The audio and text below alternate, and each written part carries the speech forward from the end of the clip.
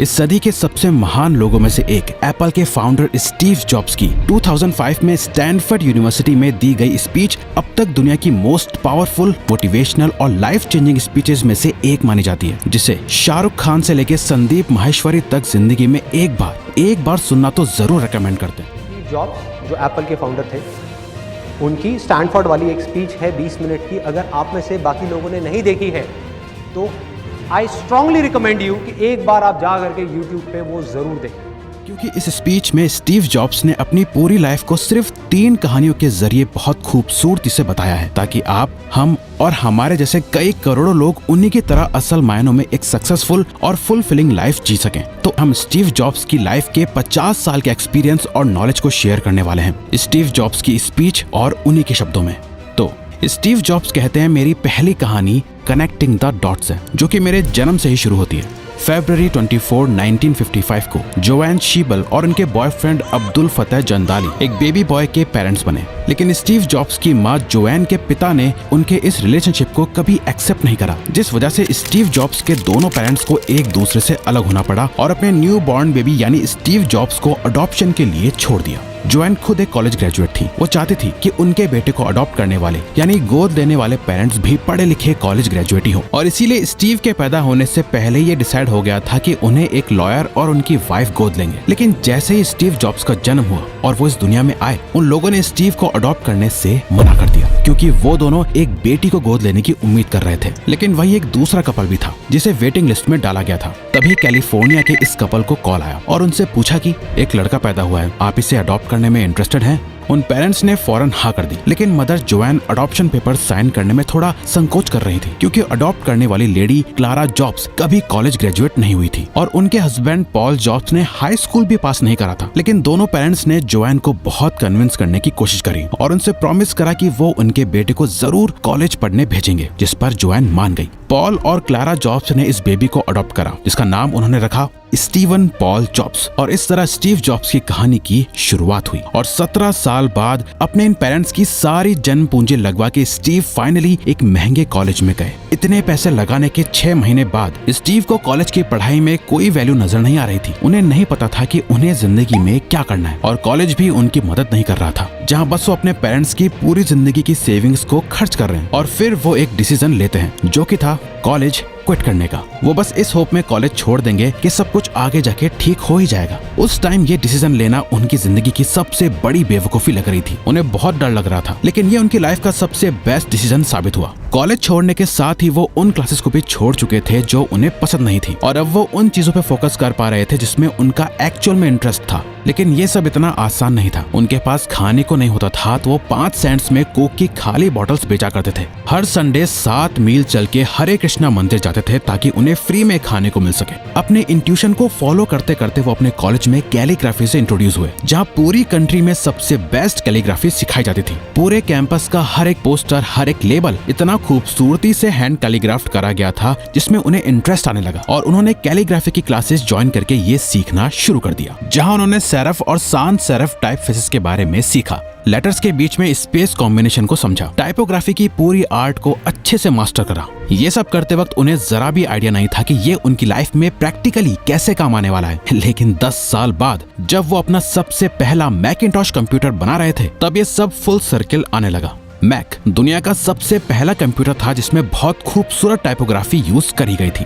अगर उनके पेरेंट्स ने उन्हें एक्सेप्ट ना करा होता, अगर उन्होंने कभी कॉलेज ना छोड़ा होता, कैलीग्राफी की क्लासेस नहीं ली होती, तो मैक में कभी इतने अच्छे टाइपफेसेस और फॉन्ट्स नहीं होते। इनफैक्ट सिर्फ मैक में ही नहीं, क्योंकि विंडोज ने मैक को ही कॉपी करा है, तो इसलिए दुनिया के किसी कंप्यूटर में ये सब नहीं होता। लेकिन उस टाइम फ्यूचर को देख पाना इम्पॉसिबल था। स्टीव को नहीं पता था कि जो वो कर रहे हैं, जो डिसीजंस वो ले रहे हैं, वो कितने पॉजिटिव और कितने नेगेटिव, या उनके लिए अच्छा होगा या बहुत बुरा। लेकिन आज पीछे मुड़ के हम सारे डॉट्स को कनेक्ट होते हुए देख सकते हैं। इसीलिए स्टीव कहते हैं कि आपको ये भरोसा करना होगा कि आज आप जो कर रहे हो वो आपको नहीं पता कैसे, लेकिन किसी ना किसी तरह आपके एक ग्रेटर फ्यूचर को सर्व करेगा। वो कहीं ना कहीं आपके फ्यूचर में कनेक्ट करेगा। सारे डॉट्स एक एक करके आपस में कनेक्ट होते रहेंगे। अब चाहे आप इसे लाइफ कहो, अपनी गट फीलिंग समझ लो, डेस्टिनी, इंट्यूशन, कर्मा, कुछ भी, क्योंकि जब आप ये बिलीव करने लग जाते हो कि जो भी आपके साथ हो रहा है वो आगे जाके किसी ना किसी फ्यूचर में कनेक्ट जरूर होगा। ये माइंडसेट आपको कॉन्फिडेंस देता है अपने हार्ट को फॉलो करने का।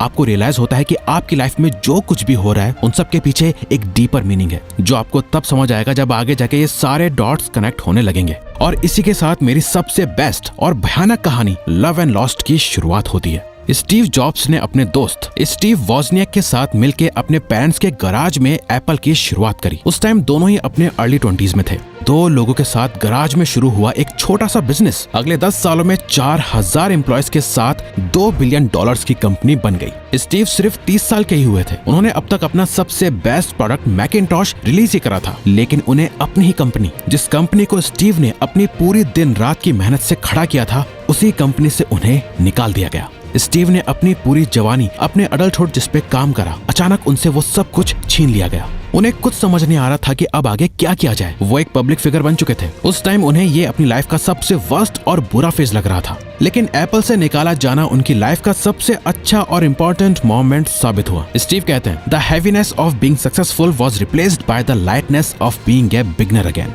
और अगले 5 साल उनकी लाइफ के सबसे क्रिएटिव पीरियड में से एक बने। इस टाइम उन्होंने नेक्स्ट नाम से अपनी अगली कंपनी शुरू करी और एक और कंपनी पिक्सार को भी शुरू करा, जिसने दुनिया की सबसे पहली animated feature film toy story बनाई। और आज पिक्सार दुनिया का सबसे सक्सेसफुल एनिमेशन स्टूडियो है। इस टाइम स्टीव अपनी वाइफ से भी मिले। स्टीव ने नेक्स्ट में जो टेक्नोलॉजी क्रिएट करी थी उसे देखते हुए एप्पल ने नेक्स्ट को एक्वायर कर लिया, जिसने आगे जाके एप्पल प्रोडक्ट्स में बहुत इंपॉर्टेंट रोल प्ले करा। इस एक्विजिशन के साथ स्टीव को एप्पल में दोबारा वापस बुला लिया गया। उनकी वाइफ लॉरेन के साथ उनकी रिलेशनशिप भी बहुत अच्छी रही। उनके साथ 4 बच्चे भी हुए। अब अगर स्टीव को एप्पल से नहीं निकाला गया होता तो शायद वो अपनी लाइफ के सबसे हैप्पीएस्ट मोमेंट्स को कभी जी ही नहीं पाते। स्टीव कहते हैं, जब भी लाइफ में कुछ बुरा होता है हमें कभी अपना फेथ, अपना विश्वास नहीं खोना चाहिए। आपको हमेशा उसे ही ढूंढना है जिसे आप प्यार करते हो, चाहे वो कोई इंसान हो या आपका काम। आपकी लाइफ का अच्छा खासा हिस्सा आपका काम लेके जाने वाला है। अपने काम से सेटिस्फाइड रहने का सिर्फ एक ही रास्ता है, वो काम करो जिसे आप ग्रेट वर्क मानते हो। और ग्रेट वर्क करने का एक ही तरीका है, वो करो जिससे आपको प्यार है। अगर आपको अभी तक वो काम नहीं मिला है जिससे आपको प्यार हो तो उसे ढूंढते रहो, बाकी किसी में सेटल मत हो। और इसी के साथ मेरी तीसरी और आखिरी स्टोरी शुरू होती है,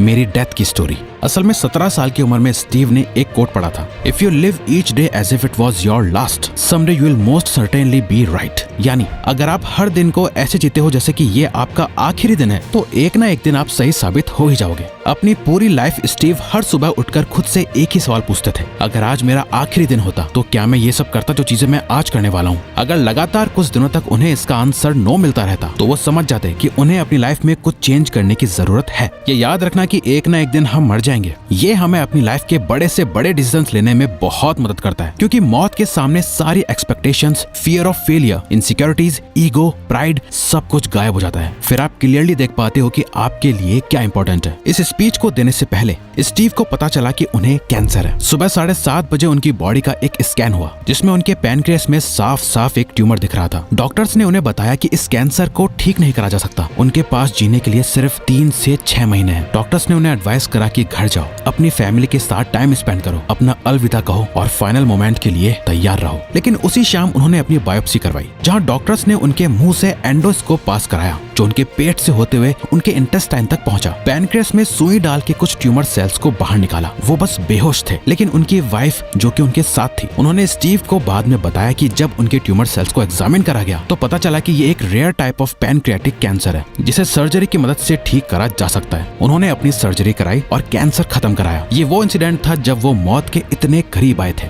तब उन्हें एक बात पता चली कि कोई भी मरना नहीं चाहता। जो लोग मरने के बाद स्वर्ग जाना चाहते हैं, वो भी स्वर्ग जाने के लिए मरने के लिए तैयार नहीं है। डेथ वो डेस्टिनेशन है जो हम सबके लिए सेम है, और कोई चाहे कुछ भी कर ले, कोई भी इसके लिए कभी रेडी नहीं हो सकता। आपका टाइम इस दुनिया में लिमिटेड है, एक ना एक दिन ये खत्म हो जाएगा। इसलिए इस टाइम को किसी और की जिंदगी जीने में बर्बाद मत करो। लोग क्या सोचते हैं ये सोचकर जीना छोड़ दो। हॉरर के शोर से अपने अंदर की आवाज को मत दबने दो, और सबसे इम्पोर्टेंट, अपने हार्ट को फॉलो करने की हिम्मत रखो।